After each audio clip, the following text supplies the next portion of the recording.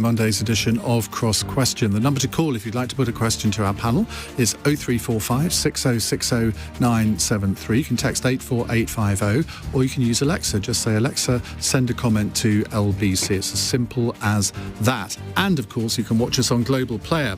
And who wouldn't want to watch this brilliant panel? Kim Leadbeater is Labour MP for Batley and Spen. I think you're the only one on the panel that's been on the programme before, Kim. I've never been on this programme before. Have you not? No. So you're all debutantes. This is fantastic. Angela Richardson is Conservative MP for Guildford. James Dowling is a former special advisor at the Department of Work and Pensions and the Ministry of Justice, and he's now works for the communications consultancy Lansons. And Aubrey Allegretti is political correspondent for The Guardian. So treat them gently, ask some really good questions, and you never know, you might get some fantastic answers. 0345 6060 973. 0345 6060 973. Tweet at LBC. Text 84850. Cross Question with Iain Dale. This is LBC. Well, let's go to our first caller. It's Anthony in Blackpool. Anthony, hello. What would you like to ask? Hello. Yes, hi, Ian. What are the objections to reopening safe routes for asylum seekers? Now, I normally wouldn't go to somebody who's making their debut first, but I have to because you're all making your debut. So, Kim, I'm going to go to you first, if that's all right. What are the objections to opening safe routes? Well, goodness knows. That's absolutely what we should be doing. That's one of the key ways of solving the crisis that we find ourselves in when it comes to migrants trying to cross the channel. The reason that people are doing that and taking their lives in their hands, and we've got the absolute mess that we've got, is because there quite frankly aren't enough safe routes of passage for people who are fleeing persecution. So I'm not entirely sure what the government's objections are, but it's something that clearly the Labour Party would be fully supporting. We have to have safe routes for people to enter this country. Wouldn't so-called safe routes act as a bit of a magnet, though, so you'd get far more people applying? Well, I think we also need to be looking at having a points-based system for immigration. We need to be looking at what the criteria are. Well, a better points-based system than we've got now.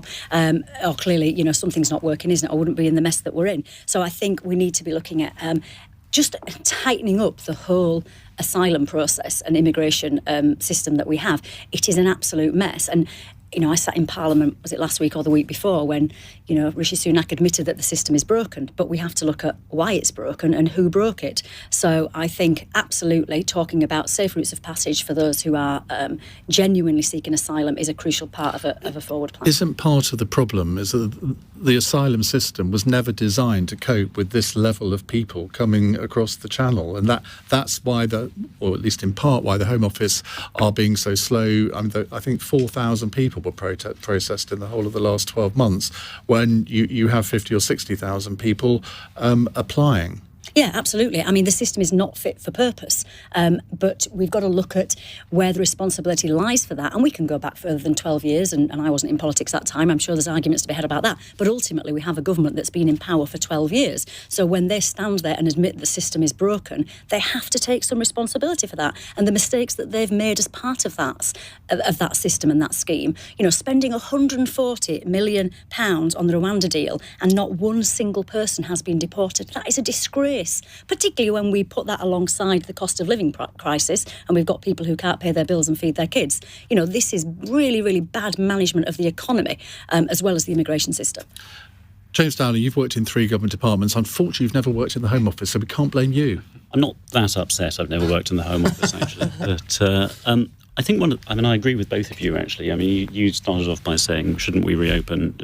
We should have safe routes for asylum seekers. Iain, in response, you said, isn't one of the problems that our system isn't set up to deal with this? And that is exactly the problem. We've never had, really, a system that's been designed to take the level of migration that, for example, Germany has had to process.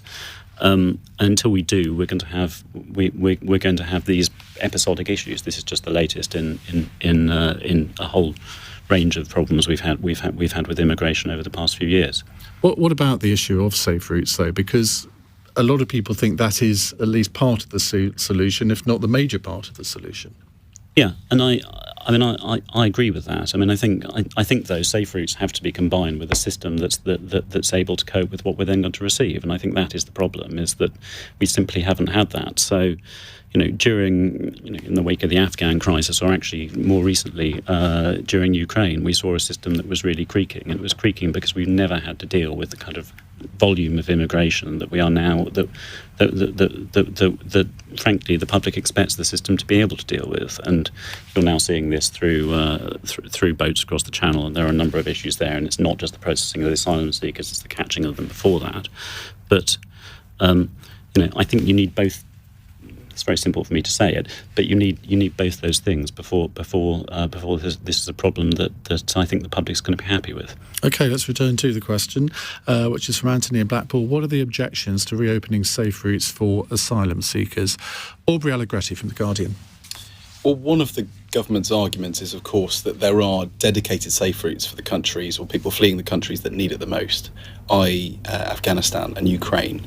I think the problem is, as you were sort of touching on before, is that the government's got itself into a bit of a mess over the costs, and setting up some of these sort of safe routes is likely to incur quite a significant sort of front-loaded cost, which the government probably wouldn't be keen to shoulder the sort of negative press that it would receive, partly, from the Conservative press, but also from the Conservative backbenchers as well. I think the issue is, if you look at the way that multiple Home Secretaries have tried to deal with this crisis, I was reading back on a deal that Theresa May signed when she was Home Secretary in 2016 that was sort of heralded as a landmark deal that back then was going to sort of stem the flow of migrants arriving in small boats across the Channel. It's obviously escalated significantly since then because they've managed quite successfully to shut down the arrival of people on lorries through Dover. Yeah. So the longer this goes on, the more that these sort of deals are proclaimed as being sort of landmark moments, the less the public will have faith that these are what we're told that they will be. And the failure to grapple with the actual issue at hand feels more and more sort of exposed. And the opposition are talking a lot about safe routes, but there are political dangers in that, aren't there, for the Labour Party? Yes, absolutely. I mean, immigration is an issue on which Labour hasn't sat terribly comfortably for some years, mostly in the aftermath of Brexit. We're sort of seeing a slightly more nuanced and intelligent debate about that now, but they've been on a bit of a journey, and haven't we all? Well, yes. We're sort of forced to be, yes. Angela Richardson, to answer the question about safe routes, first of all. Yeah, I think I'm grateful to Anthony for raising that. I think it's difficult. We've got to sort of separate this out a little bit from what we're seeing in terms of migrants coming across the Channel and the safe routes that have been offered by this country, who has been very generous in its support for people who are fleeing war and persecution. Aubrey mentioned the Ukrainians and Afghanistan. We've got to add Hong Kongers to that list as well, and the Syrian resettlement scheme that we had a few years ago. And so we're trying to take as many people as we possibly can from those sorts of circumstances. But I think it's also... But the figures don't show that, do they? If you compare the numbers that France and Germany in particular take compared to us, we're not taking our fair share, are we?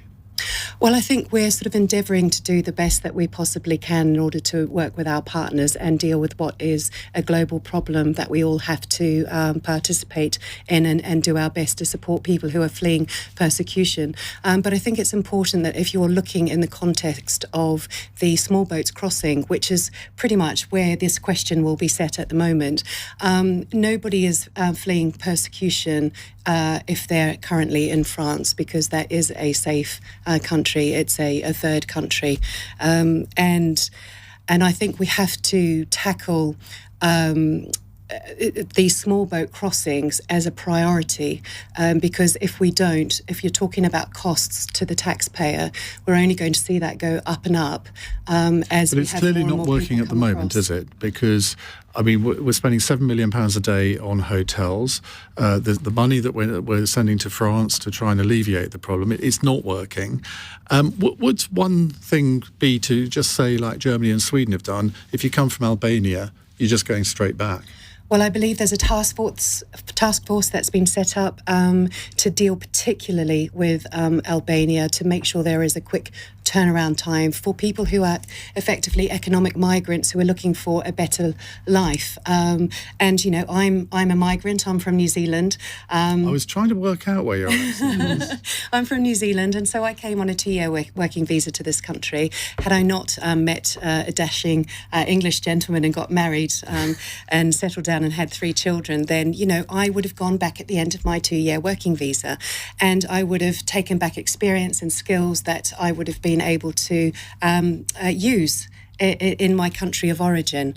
But I think we have to tackle the Albanian part of what's coming over. I think it's about a quarter of the migrants who have come over on the small boats. And it's a model that has been set up that is making a huge amount of money for people back in Albania who are organising these routes, but it's not safe. So what about the safe routes, which Anthony's asking about? I mean, Aubrey rightly pointed out that there are some safe routes, but of course people are arguing that there maybe should be a reception centre at Calais or somewhere on the North French coast for people to go to and be processed, and so they don't embark on that crossing. Well, I think we should look at everything that's available to us in terms of options to try and sort this out. This is a global problem. This isn't just a problem for the UK. We need to help people who are genuinely fleeing from persecution or from war. There will be other reasons that people want to move. Part of that migration is down to climate change, and we need to be doing our bit with our global partners to tackle that as well, to put in place. We're doing a lot with financing that we've agreed to through COP, and that was, the discussions that the Prime Minister was having last week, and also with President Macron to discuss not only that, but to put the building blocks in place for the agreement that was reached today in Paris. And I think that agreement is important, and it's important for people to realise that if we have an investment right at the source, then that will pay off in the long term across the country. Aubrey, it's noticeable today that Suella Braverman's language was, shall we say, slightly more temperate than her previous outing in the House of Commons. Was that deliberate, do you think? Yeah, she's playing to different audiences at different times, isn't she? I mean, she was obviously over in France, and so there was a need to appear a bit more sort of magnanimous, friendly, the word that the Rishi Sunak government is using to describe the relationship with Macron that sort of famously evaded Liz Truss. But she's realised that she has to be grown up completely about this and not just play to the gallery within her own party, and voters as well. Don't forget, there are a significant proportion of voters that will also like to hear that as well. Yeah, I mean, let's be clear, we saw some pretty disgusting language from Suella Braverman recently talking about an invasion. That is not helpful. I've spent a lot of my time before coming into politics looking at how we build strong communities where everybody feels welcome and we have a sense of togetherness, and actually having a Home Secretary who uses such divisive language, I think, is really worrying. You're absolutely right, Angela. There's lots of things that need to change. I mean, yes, Albania, we've got an issue there with people coming from Albania, but why aren't we working more closely with Albania? That's how we need to be solving that problem. How do you know we're not? Great. Well, there's not much evidence of it, is there, to be fair? France, great, we've suddenly realised that French people are our friends and we should be working together with them. But sadly, we've had the last few years where this government has been so focused on looking internally and dealing with its own crises and mismanagement of... Well, I think that's true, but I mean, Rishi Sunak seems to be striking a very different tone with the French, doesn't he? I mean, he and Emmanuel Macron are having a bit of a bromance. Oh, don't get me wrong, that bromance is beautiful to see, and it's wonderful that we're seeing that, but it's very, very late in the day for starting to have those conversations, isn't it? And again, I go back to my previous point about 12 years of a government that have been so busy, particularly in the last few years, sorting their own problems out or trying to sort their own problems out, that we have lost our reputation on the global stage, and other countries are, quite frankly, laughing at the mess. Is that a fair criticism, James? I think we have done ourselves a lot of damage over the past few years by looking very, very obsessed with our own politics at the expense of our wider reputation, and that comes out, when you get a Prime Minister or a Prime Ministerial candidate speculating openly about whether another head of government is a friend or a foe, that has an impact. Now, Sunak has made a marked change of tone, and short term, hopefully that gives you deals like we saw Suella Braverman announcing today. Ultimately, if we want to get out of the productivity slump we're in, we actually need better relationships across borders to help. Well, So that Well, we might come on to a subject related to that in just a moment. Anthony, thank you very much for your question. You're listening to Cross Question. It's 16 minutes past 8. This is LBC.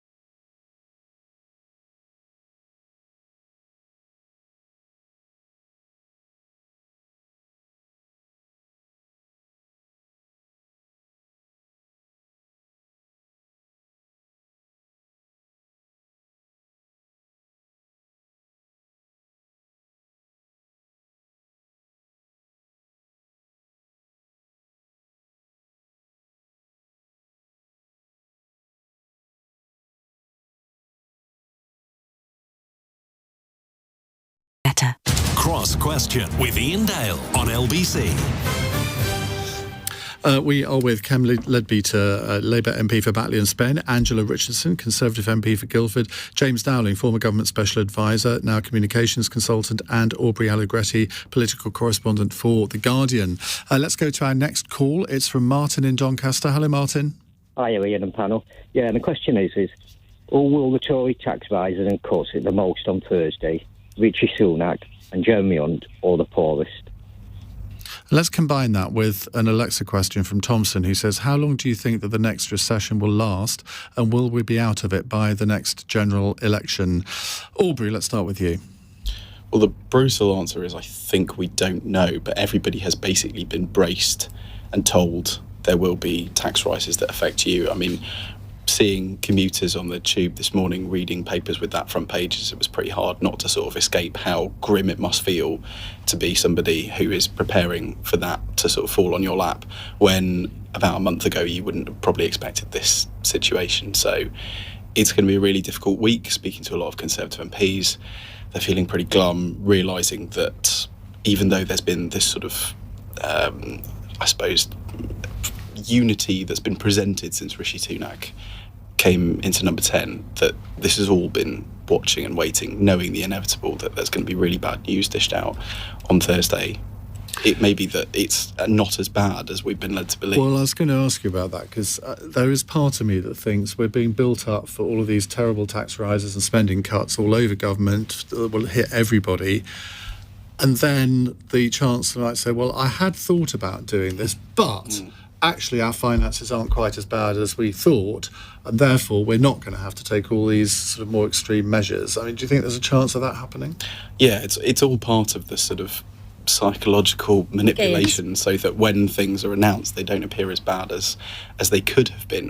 And I think Jeremy Hunt's probably attempted to head off accusations, like we saw with Kwasi Kwarteng's mini budget, that this was something that was going to disproportionately benefit richer people, because we saw those stories about the top rate of tax band being lowered so that more people would be drawn into it. So you'd be paying, if you were £125,000, which is, I believe, more than what cabinet ministers will be paying, they would have a good argument to be able to say to the public, well, we've put ourselves into a tax band we weren't in previously, or we're putting more people, the sort of the super rich, the top 5%, say, into that. That will probably be one of the key planks of their argument, to say that this is something that everybody's going to have to shoulder.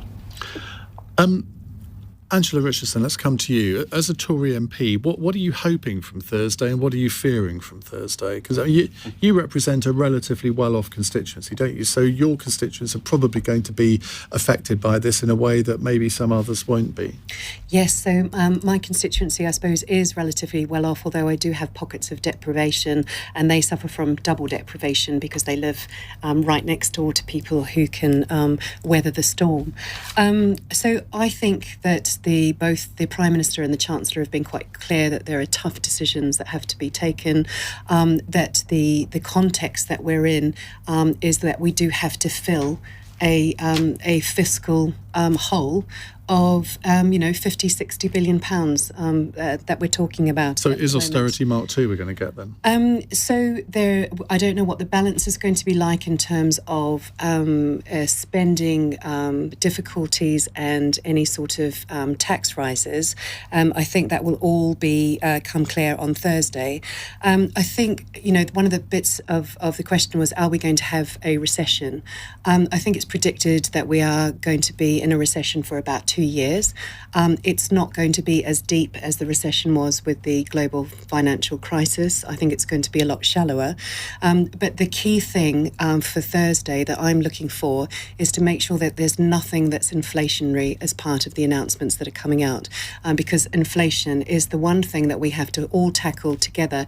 It's a national endeavour to tackle inflation, a little bit like we had to come together to help tackle the pandemic as well. It's not going to be easy for anyone. You're seriously putting it on that level? No, but some commentators have over the since September the 23rd, when we had the mini fiscal event. They were talking about the difficulties that we're facing off the back of that as being really, really difficult for people. It's difficult because in the pandemic, there was a lot of protection that happened to lives and livelihoods through action that the Chancellor took. We ended up spending over £400 billion to try and protect lives and livelihoods. And what that means in some ways, in the last 10 years, we've got very strong fundamentals with the economy. We have seen we're the third highest growing country in the G7 in terms of our GDP, and we've got unemployment. Well, we won't be soon if you're right and there's a 2-year recession. And how do you win an election in the middle of a recession? But the thing is, there is high inflation and low growth all across Europe. This isn't just a UK problem. This is a problem facing Europe. It's a problem facing the US. The US have got different background to their sort of situation. The inflation, it's in the economy at the moment is not driven by the same factors it is in the US. And I think, had we come out of COVID, there were things that we were able to do. The Chancellor put in place a £39 billion the current Prime Minister, when he was Chancellor, put in place a cost of living support that was about £39 billion back in April, and people are seeing that directly into their bank accounts now. So over the winter, £1,200 is going to 8 million families across the country, which is really important. We are doing what we can to support the most vulnerable.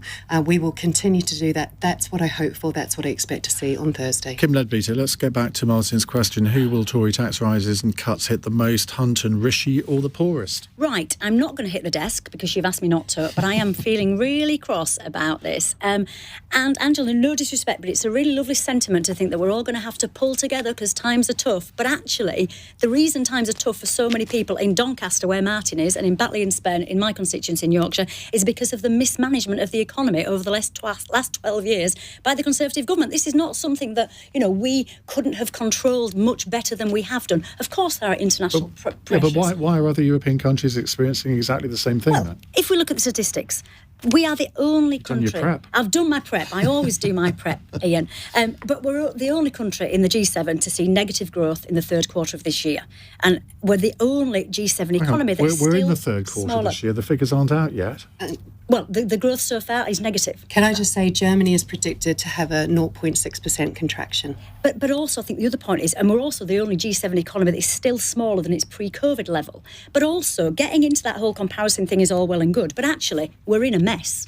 And the reason we're in a mess is partly because of years of mismanagement of the economy, but also, let's be clear, that dreadful 44, 45 days of Liz Truss and Kwasi Kwarteng. I hate to break it to you, it was 49. 49 days. God, have I raised it from my memory. It was that bad, Iain.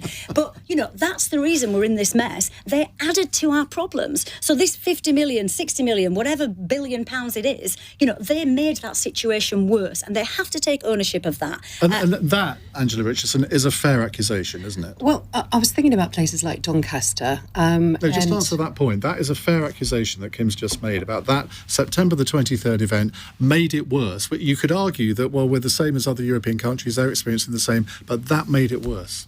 Well, I tell you what, I spent those 4 weeks looking at 30-year gilts and the pound to the dollar, and it was incredibly worrying to the point where I was the fourth member of Parliament who actually said that the former Prime Minister's position was untenable. I think the fact that it was dealt with quickly is credit to Conservative MPs, that it wasn't left to go on. But I think what we have to do is deal with the facts of where we are now and make sure. And can I just say on Doncaster, I think the Conservatives should be proud of the levelling up that they have tried to put in place across the country in communities like that. If you want to talk about our record in government, we've put money into high streets and into towns deals right across places in the country that have not had help. Do you accept that? I mean, Angela, I think kind of has accepted the 23rd of September thing. What has been a problem, but they did deal with it quickly, didn't they? Is that any consolation to you? It's no consolation, because we should never have been in that place in the first place, should we? I mean, we can't. The government just keep making excuses for their bad decisions and their mismanagement of the whole economic situation. The UK is forecast to have the lowest growth in the OECD over the next 2 years. We're behind countries like Italy and Greece. That is not acceptable. So it's all very well turning around now and saying, "No, we're really sorry, we made a mess of it." You're running the country. It's just not acceptable. Italy and Germany have higher inflation than the UK does at the moment. Actually, Germany is 0.1% behind us. Is it? Yeah, sorry. I kind of feel awful to agree with different bits of what you just. So, we haven't suddenly discovered that there's a massive hole in the public finances that we didn't know existed before. We have spent a hell of a lot during the pandemic, in particular during the pandemic, supporting people. What's happened since Rishi Sunak as Chancellor roughly a year ago stood up and gave his autumn statement is that the fiscal position has dramatically disintegrated through a number of reasons. Significantly because of Ukraine. Also because the pound has collapsed through a variety of different reasons. Those two things have been significant drivers of inflation, and that has dramatically eaten into our cost of living. It's also driving a hole in the public. It's also driving a hole in the government spending, and in the economic prospects. Now, there are some things the government has done that make that worse. One you could say is frankly Brexit and the form of Brexit that Boris Johnson concluded, and actually more to the point, actually, the kind of the playing of politics across borders that has damaged, for example, our trade relations. However, I mean, the other thing which I think you can't get away from is Kwasi Kwarteng and Liz Truss's event on the 23rd of September. I mean, if you look at 10-year gilts, we're paying 1% more in debt service payments now, after some recovery, than we were before Kwarteng stood up. Now that is driving a forecast hole in the economy, which unfortunately, because of the extra scrutiny that he invited, Hunt is now having to go overboard to fix. And I think there was a way that I don't think anyone could not sympathise with Truss and Kwarteng's want to drive more growth. That's a perfectly sensible thing to want to achieve.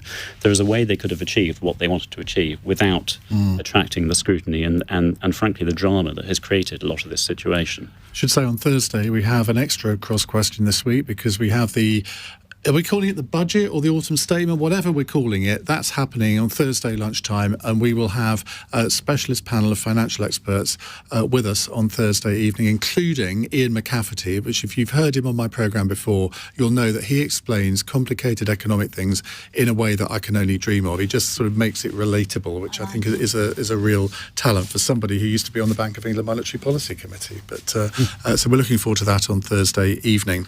More of your questions to come, 0345 6060 973 if you'd like to ask our panel a question over the next half an hour. It's 8:32. News headlines on LBC with Charlotte Morgan.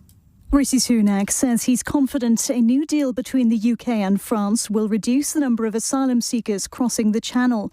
More police officers, money and technology will be allocated to help stop people smuggling gangs. Labour MP Kim Leadbeater has told LBC's Iain Dale on Cross Question her party would fully support safe routes of passage to deter people from making the dangerous journey. Dominic Raab's office says he holds himself to the highest standards of professionalism after 8 of his former staff reported being bullied. They'd been working under the then Foreign Secretary in 2019. Joe Biden and his Chinese counterpart Xi Jinping has condemned Russia's nuclear threats to Ukraine. The leaders met for the first time since the US president came to office almost 2 years ago, ahead of a G20 summit in Indonesia. LBC weather, wet and windy in western areas overnight, lows of 8. Outbreaks of rain from the west tomorrow, drier and brighter later in Northern Ireland, Wales and southwest England, highs of 13 Celsius. LBC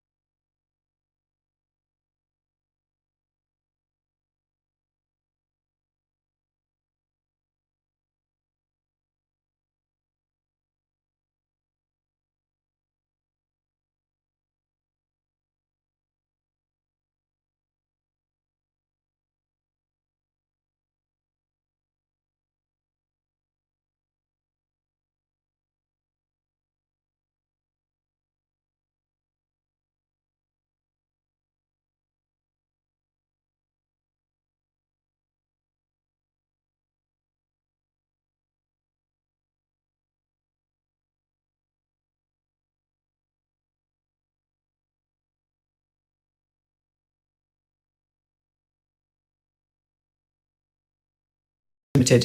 Leading Britain's conversation. Cross Question with Iain Dale. Tweet at LBC.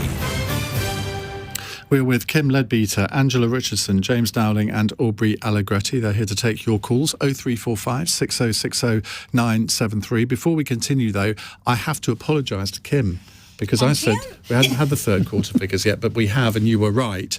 And Angela, you were sort of slightly right, but also sort of slightly wrong, because we've got a text here from somebody who says, I'm looking at the current OECD economic outlook for 2023, and Germany is clearly forecast to do less well than the UK, with a 0.7% contraction. I think you said 0.6%, so you were undercooking your own argument. Oh, well, I'll do better next time. Yeah, but who's the text from? Is it Jeremy Hunt?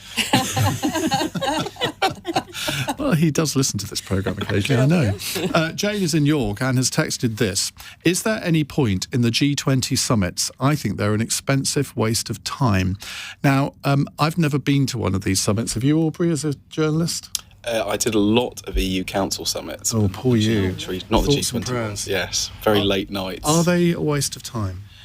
I find it quite positive that there is some forum on which the sort of leader of the 20 biggest economies in the world are forced to kind of sit in a room together and thrash things out. Now, the question really is about whether or not it's worth the cost and whether or not they're actually sort of relatively productive.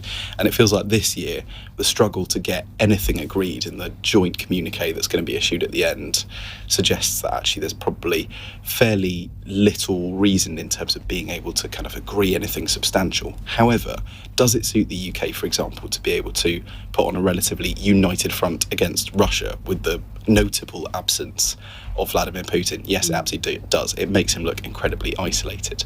So I think on that front it does. It also sometimes helps leaders and prime ministers to be out of the country. Things in Parliament tend to sort of calm down a little bit. MPs tend to sort of get a little bit calmer. So I think the Conservative Party is probably feeling a little bit grateful that Rishi Sunak's over there, kind of on the world stage, looking like a statesman. I'm not sure Dominic Raab is feeling very grateful that he's over there, because he's got to do PMQs, and with all these bullying allegations, I suspect that might be more interesting than usual. The Prime Minister for there to be sort of various lightning rods in the cabinet that can attract this attention.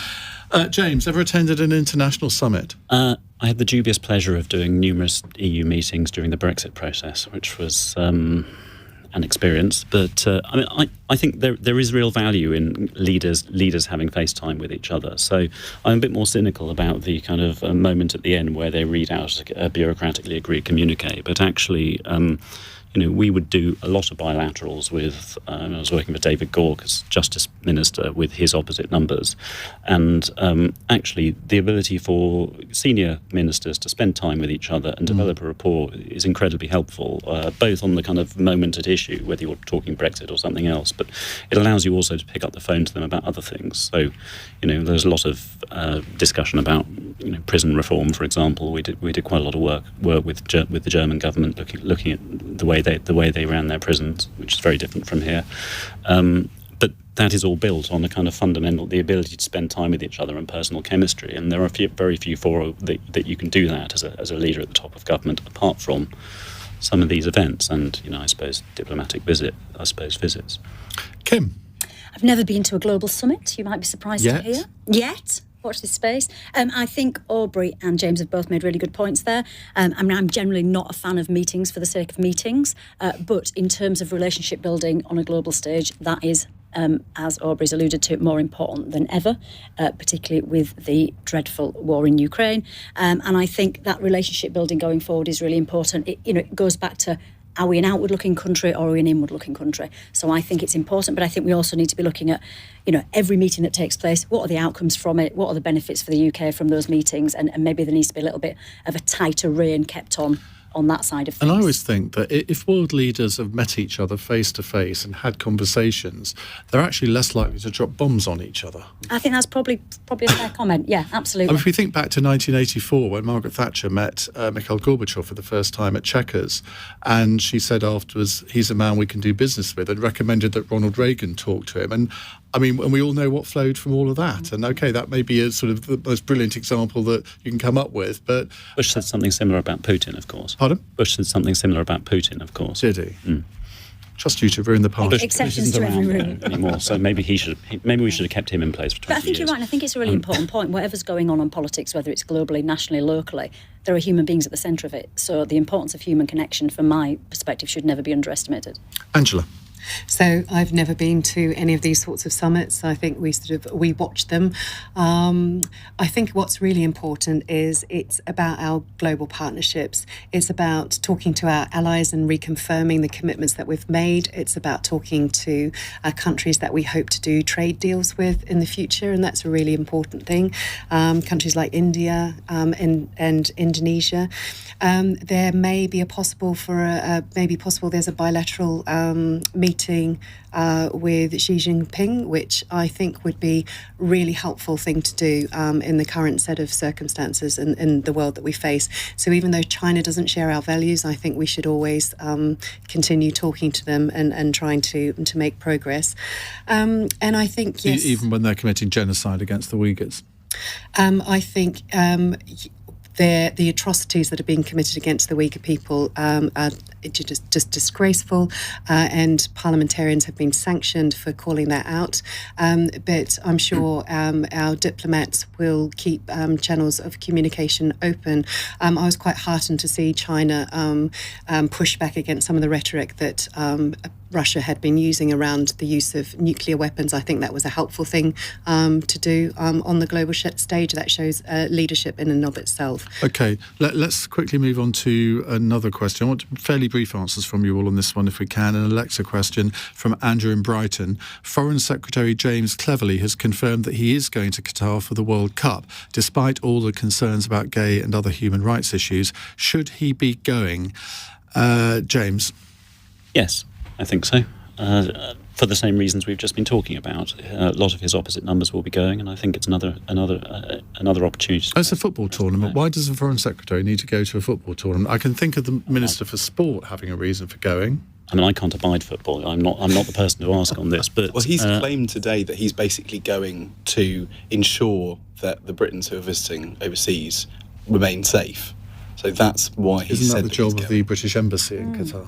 I think he probably feels like maybe it sort of takes on a higher degree of relevance, and that the Qatari authorities will feel him sort of breathing down the neck. But the fact that he said that indicates that there's a possibility that they might not be, which is a good reason for the tournament not to be held there in the first place. But that ship has sailed. Angela, are you a football fan? Rugby and cricket, coming from New Zealand, and my local football teams. I don't have a national football team, but I think... New Zealand does have an international football team. It's played in the World Cup fairly recently.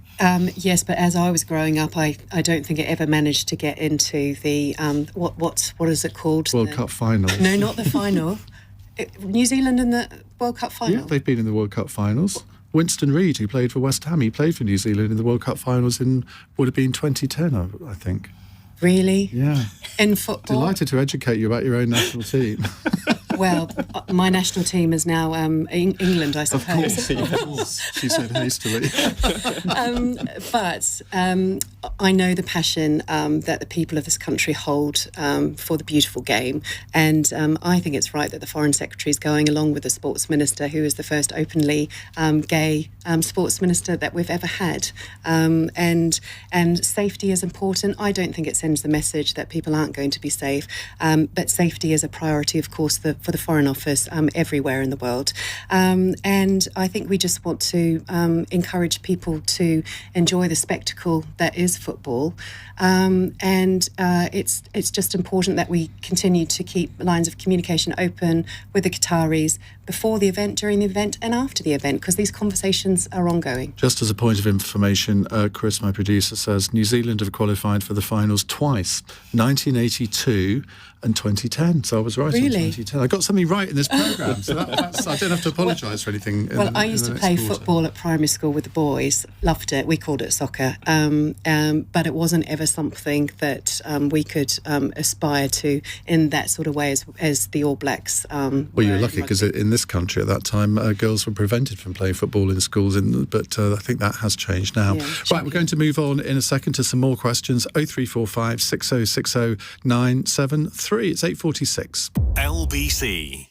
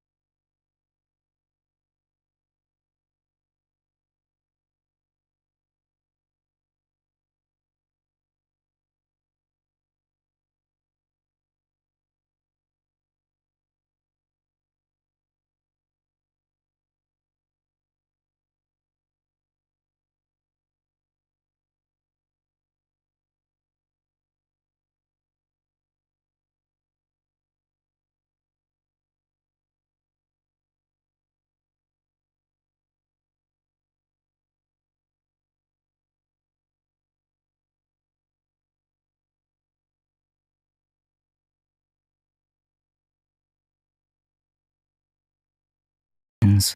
Cross Question with Iain Dale on LBC. Text 84850. Aubrey, Allegretti, James Dowling, Angela Richardson and Kim Leadbeater are here. I've never had to apologise to anyone twice on a programme before, but I owe Kim Leadbeater another apology because I didn't bring her in on the World Cup question. I'm starting to take it personally, Ian. No offence. Carry on. Right, World Cup. Well, I'm glad you've given me a chance to say my piece on this because I'm back in desk-banging territory. As a massive sports fan and a big football fan, although there is a debate to be had around that as a Huddersfield Town season ticket holder. But I'm a massive sport fan, whether it's the Rugby League World Cup that we've just had, whether it's celebrating the fantastic victory of England cricket at the weekend. You know, sport is something that brings people together. It's a really powerful global tool for sending positive messages. And the fact of the matter is Qatar should never have been given the World Cup. And I don't think the Foreign Secretary should be going. I play on the... Do you think Mark Drakeford should be going, the First Minister of Wales? Because, of course, Wales are taking part too. Yeah, it's a really difficult one, isn't it? And I think, to be fair to James Cleverly, to be fair to Mark Drakeford, I would imagine that is a very difficult decision to make. They should never have been put in that position of having to make that decision as far as I'm concerned. We were invited to go. I play on the fantastic all-women's, cross-party parliamentary football team. What are you called? I think we're probably called, sadly, the all-party parliamentary women's football team. There has to be an equivalent of lionesses or something. You know what? You're right about that. Yeah. We need to get ourselves a snazzy name, don't we? Or something But it's a genuine all-party group. So Tracy Crouch, Ali McGovern are the co-captains, and we have MPs from the SNP who play. And it's women coming together, a cross-parliamentary device to play sport. And I think it's really powerful. But we had an interesting debate on our WhatsApp group about whether we should go to Qatar. And there was a small discussion around whether we would be making a point by going, but actually the consensus in the end was no, absolutely not. Whether it's the human rights record, whether it's the LGBTQ plus regime that they have there, you know, we shouldn't be putting a highlight on a country like that. We shouldn't be giving them the spotlight. The fact that we've got, was it the Qatari ambassador to FIFA saying that homosexuality is damage of the mind? It's 2022, for goodness sake. And I just feel so sad that me and many of my friends and colleagues are now having to think about whether they even watch the matches because of what's happened. And as I say, as a massive sport fan, that makes me very sad. Just a little bit of breaking news. If you're a fan of US talk shows, Jay Leno has been seriously burned after his car burst into flames in the garage of his home. And he's a serious car collector. So, I mean, that's a horrible thing to happen to anyone. We'll see if we can get more details on that a little bit later. Right, let's go to another question. It's from David in Hampstead. Hello, David. Hi, Ian. Great show. Hi. My question to the panel is, what are both the main parties, Labour and Conservative, going to do to win over disenfranchised business owners at the next election? Because both parties at the moment are pretty much anti-business. Just expand on that a little bit. Are you a small business owner yourself? Yes, I'm 30 years old. I started the business with no funding, nothing. It's now employing people. It's thankfully successful. And all really we get from both parties is pretty much copy and paste of each other, in that the Conservatives say we're going to raise taxes, more, squeeze. And the Labour Party say, you know, hold our beer, we're going to do it better than you and raise your taxes even more. And quite frankly, as a business owner, it's disheartening and it's the most anti-business I've ever seen. Angela Richardson, the Tory party is traditionally seen as the party of business, particularly small business. I mean, that's quite disturbing to hear David think like he does. Yeah, and I'm sorry to hear that, David. I think our record during the pandemic in particular, we tried to do as much as we could to help businesses survive the pandemic. I think we would have seen a lot more businesses go to the wall and huge numbers of unemployment. And we managed to, by giving bounce back loans and putting support system in place for businesses to see them through. Well, if they're limited companies, but there were 3 million people that didn't get anything, weren't there, as you would well know from your postbag. Yeah, and it was incredibly difficult. And, you know, I haven't heard from them recently, but I did hear from them an awful lot during the pandemic. And it was incredibly difficult with the tax system to be able to get support in the same way. And, of course, people who had limited companies were able to benefit in ways that people who were employed through PAYE weren't able to over potentially a longer course of their business. But we did put that support in place. We are the party of small business. I think we're proud of that reputation. I think it's really important, though, at the moment that people understand Hang on a second, because David, I imagine, issued a hollow laugh when you said that. When the Conservatives introduced IR35, they've introduced the loan charge. They've increased small business taxes. I mean, it's a joke to say the Conservative Party is a party of small business. No, I don't think so. I think that we continue to support businesses and we will look at everything that we can do to do that. But we are in a particular economic situation at the moment that is going to be difficult for any political party to tackle in a way that supports everybody. And we've got 2 years until the next election. That was the sort of subtext of the question, what are you going to do to support us? So I think it's important that over the next couple of years that we tackle inflation and that we get some stability into the economy, because businesses need stability as much as families do to be able to plan, to be able to invest and grow their businesses. I do talk to business owners quite a lot as a constituency MP, and at the moment they're slightly worried that we're not going to have an optimistic message, and they feel optimistic about what is possible. So I think we oughtn't to do the country down. We oughtn't to do small businesses down, nor the Conservative government. We've got to get through this period, tackle inflation, and put policies in place that will be attractive to small businesses come the next general election in 2024. Kim. I'm really proud of the work that Rachel Reeves, our Shadow Chancellor, and Pat McFadden, the Chief Secretary to the Treasury, have been doing around small businesses. And I think the Labour Party is in a really positive position now in that we know we can be the party of business and we can be the party of the workforce as well. And I think we need to start looking at the taxes that are paid by big global businesses and making it a fairer system so that they pay more and small businesses pay less. So we look at fixing business rates that are going to get our high streets thriving again. That's a really important part of Labour's plan. Looking at the startup review, which will enable people to start businesses more successfully and help us to make Britain the best place to start a business.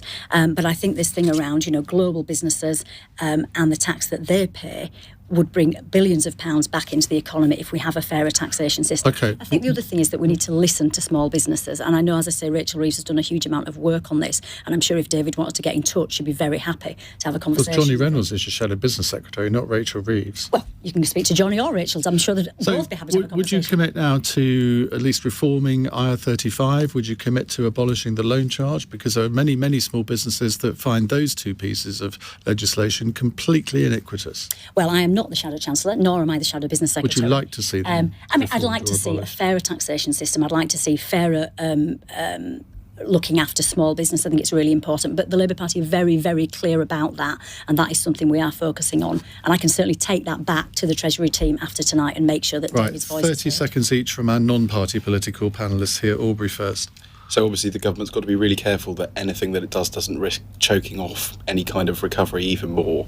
I think the other thing to say is they realise they're between a rock and a hard place, and that they will have made the situation harder by promising this kind of stream of deregulation in the mini budget, which some businesses will have welcomed because they will have seen that as an opportunity to increase their sort of their customer base and bring them more staff. But obviously that hasn't happened anymore. So the Conservatives, on very sort of tricky footing. And if they are losing that mantle of being the party of business among small business owners, then that means that they have a very long way to claw back before they stand a chance of getting power again. James. Taxes are going up. That is the reality of what we're facing and what we're going to see on Thursday. And it's not true, by the way, to say that big business are paying less than small business. Rishi Sunak instituted the small profits tax, reintroduced it. They are paying less they are paying less tax as a headline rate than big business. Small businesses are. What the government needs to do is to combine increased taxes, bluntly, with a better offer for business as a whole, a more stable environment, an economy that works, an economy where you can actually ensure and be sure that if you invest, you actually and work hard, you get what you want. Neil says, why do I, as a small business owner, have to absorb 19 to 25% tax increase in corporation tax? And I've had no support from the government. Well, you're actually wrong. If you're making under 250,000, I think it's staying at 19%. Yeah. I'm looking at small profit. It's the small profits tax. That's right, isn't it? Right, final text question from Christian in Salford. Jeff Bezos has vowed to give away most of his fortune over the course of his life and is donating $100 million now to none other than Dolly Parton. What a way to make a living. Which music star would you pass your cash on to if you had the means to? We should explain Dolly Parton has a massive charitable foundation. You wonder what I was going to say there, didn't you? OK, which music star would you like to pass your cash on to, Aubrey? I'm not sure. I can't think of any. I haven't got that much cash to give away to these people. But you might have one day, you never know. If I can fly to the moon, yeah. All right, you've got a few seconds to think of someone. Angela? Chris Martin and Coldplay. Why? Because he's awesome. Kim? Well, I think most sort of successful pop stars at the minute have probably got plenty of money, but I might look at doing some sort of 80s pop revival. So I'd look about the old groups from the 80s, which I love. Kajagoogoo, give it to them. Kajagoogoo, bit of Tapow. Pet Shop Boys are still going strong, I believe. Deacon Blue, Duran Duran, people like that. So we could do an 80s revival. But actually, what I'd actually do is I'd look at small bands in Batley and Spen and look at how I'd give them a bit of cash. Because, we've got to look at grassroots any music small band industry. in Batley and Spen? There is a fantastic band called the Gods of Fortune, who are brilliant. Should get them on. James? No rock star is going to notice any money I give them, but I love Guns N' Roses, so Axl Rose. Okay. For no I can't believe reason. none of you have mentioned Cliff Richard, with whom I have an exclusive interview in a few weeks' time. I should say. Right, thank you all very much indeed. Kim Leadbeater, Angela Richardson, James Dowling and Aubrey Allegretti. We have another cross question tomorrow night, of course. In a moment, we're going to talk about foreign languages because the government wants us all to speak more German, which I, of course, as a fluent German speaker, think is a fantastic idea. But why has foreign language teaching really hit rock bottom in this country over the last 20 years? It's not just over the last few years. This has been happening for the last 20 or 30 years. And should we be encouraging more kids to learn languages in schools? 0345 6060 973. It's 2 minutes past 9. On your radio, on Global Player, and Play LBC. leading Britain's conversation. This is LBC. From Global's newsroom at 9 o'clock, refugee charities, Labour and even some Tory MPs have criticised a new deal aimed at reducing the number of migrants crossing the Channel in small boats. The £63 million deal with France will boost beach patrols, but there are claims the measures fall short of tackling people smuggling gangs. Labour MP Kim Leadbeater has told LBC safe routes of passage is one of the key solutions. But former government special advisor James Dowling told Iain Dale on Cross Question the country simply isn't equipped enough to deal